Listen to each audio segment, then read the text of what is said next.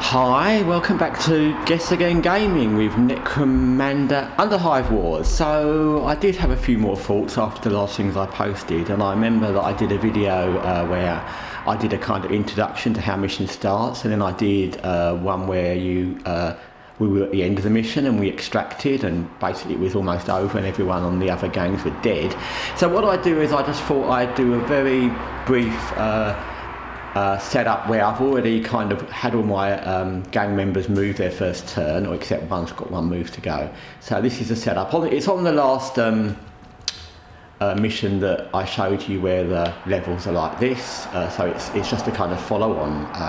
As I said, once you start a mission, you're committed. Even if you sign out of the game, you're still in that mission. You don't get to start the mission again. So it's on the same mission set up from last time, but all I've done is everyone's moved once, so that went through that passage, which is a bit long-winded, shall we say. It's not long-winded when you play. When you play, you get kind of used to it. It's like the moves in any game, but for a demonstration, it's a bit long-winded. So anyway, we've all moved once, and you can see that for some reason we've all got kind of into this middle part. There's quite a few of the blue gang there, and quite a few of our gang there, and one of the red gang plus their leaders coming there, and this often happens like this.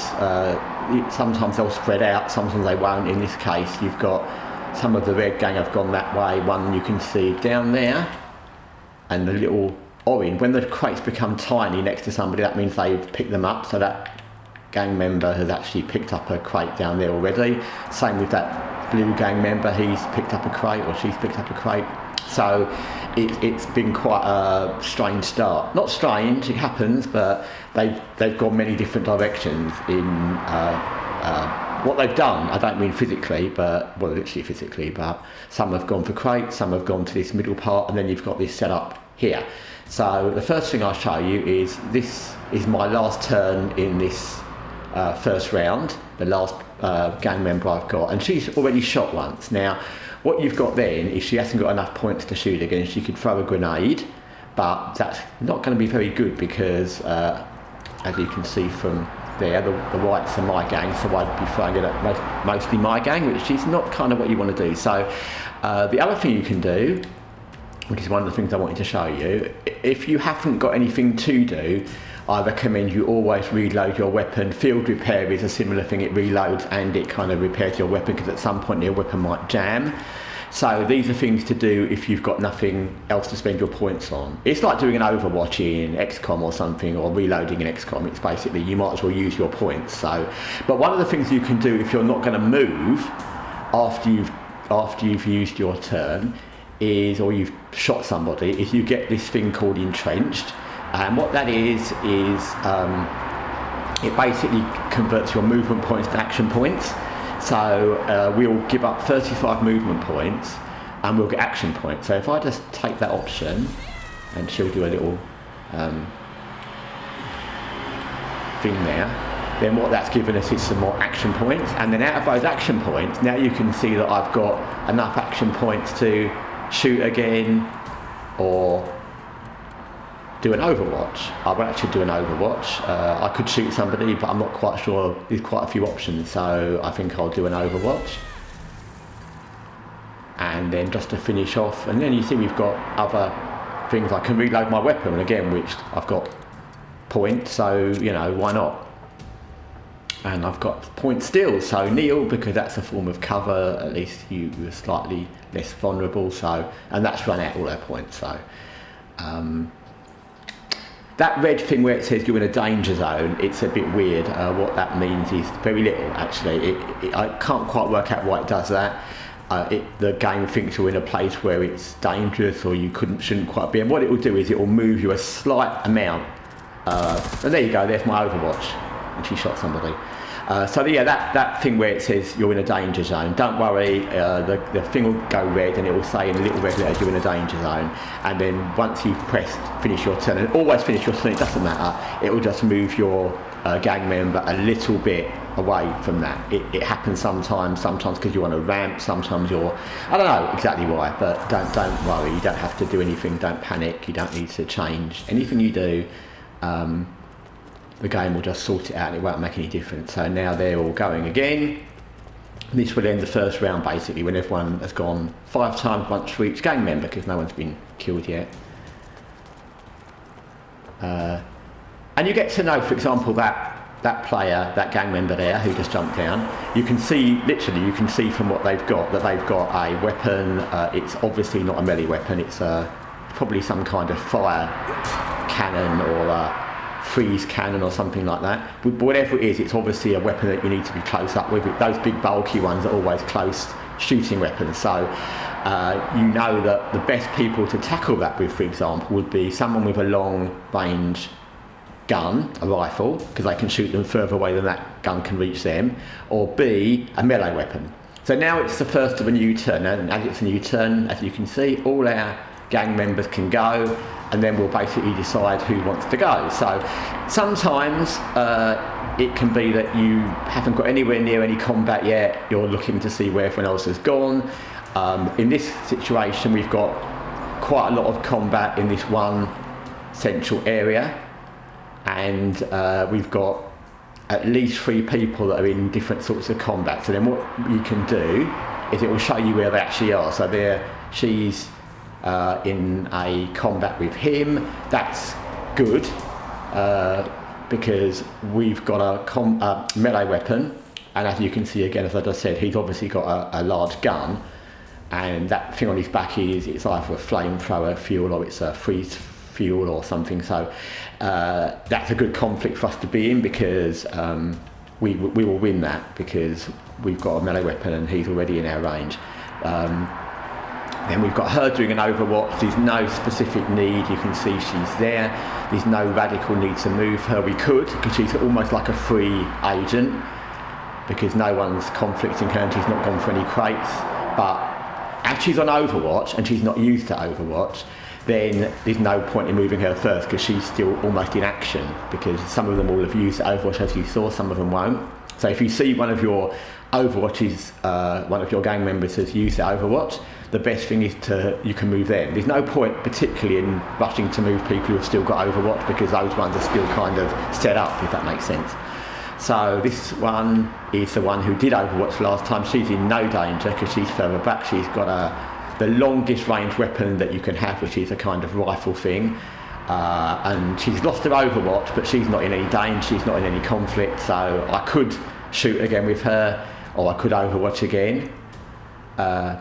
This one is in the midst of everything. She's got 2 hand guns, so she could shoot her or somebody, she could shoot whoever she wishes, or run around or run away. And she's got a melee weapon and a hand weapon, so it's just a question of picking who. So I'm going to pick her, and the reason I'm going to pick her, and again, I'm not giving it tons of thought, and sometimes you don't need to give it tons of thought, but because this lady she's fighting in this gang has got a melee weapon too, so she's more of a danger than that other guy who we've got in a melee conflict where he's not got a melee weapon. So this is a bit more dangerous, so I would always pick the person where your gang member. The 2 reasons I would go to pick who goes first is either who's got the main reasons to start out with, is who's got a kill, a possible kill, and she might have, and which of your gang is in danger of being killed. Those are the 2 things. Once you move those 2 possibilities, then everything else is like, well, who can shoot someone, maybe, who can do an Overwatch, who can get a crate. But the 2 things is, have you got a kill, or if the other team got a kill on you. So she can strike, because once you get into I'll show you this, once you get into a melee conflict, to get away from it, you have to disengage, which costs action points. So we're both stuck in that. If she wants to, the other team gang member, she would have to also use action points to break the conflict. So we won't break the conflict because it's in our interest to stay in it. We've not lost any health. So we will hit her, and we've still got points, which is very good. So we'll hit her again. and now she's on no health virtually, so you can tell as well as I can the next hit's going to be a kill. And she's dead. So we've got now, because we didn't move physically, we stood in one place, we've still got all our movement points, so we can convert those movement points into more action points, which is good. Search, well, we've just killed somebody, so we can search them, see if they've got anything. It doesn't cost any action points, and they've got some buff things. That's a potion, that's an injection. And in the sense of the way the game is at the moment, because it's early on and we're still fighting, we might take the buff things and the injection and the potion, because she can use those during the game. And yes, these are worth more, but we can't really use them in the game. We've already got a weapon, so they're just for selling later, and we don't really need the money. It's not mega money, so we'll take the things. Often it's beneficial, especially early, to take buffs of whatever type, because you can use those in the game unless you really need a different weapon. So we'll take those. That will fill her backpack, as you can see on the right hand corner, 7-7. Now we've still got points. We could throw a grenade, we could shoot someone. We've got the tech stun thing, which we could do. But what we'll do is, I think we will, we might as well do something. We will do an Overwatch, because there's quite a lot of other gang members still in this area. We can't really tell. Now you've got two types of Overwatch. Something I want to tell you. There's the Overwatch with a gun, because she's got one handgun, and there's an Overwatch which is with the melee weapon, which is called Ambush. And what that will do is it will mean that anyone comes within a certain radius of her, she will automatically attack them.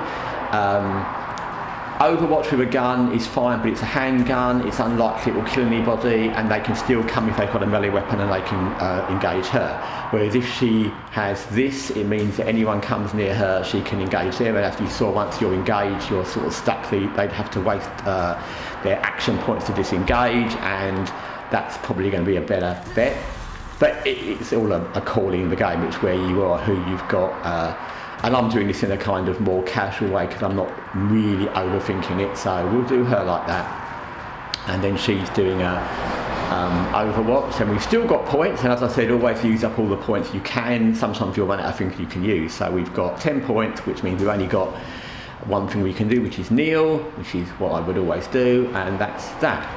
So anyway, that is a few things that can happen in game. I've shown you the Overwatch options, I've shown you a few reasons why you would do certain things. Not to make this video super long, I will probably come back to this game because it will still be there, and do a few more bits and pieces in this mission.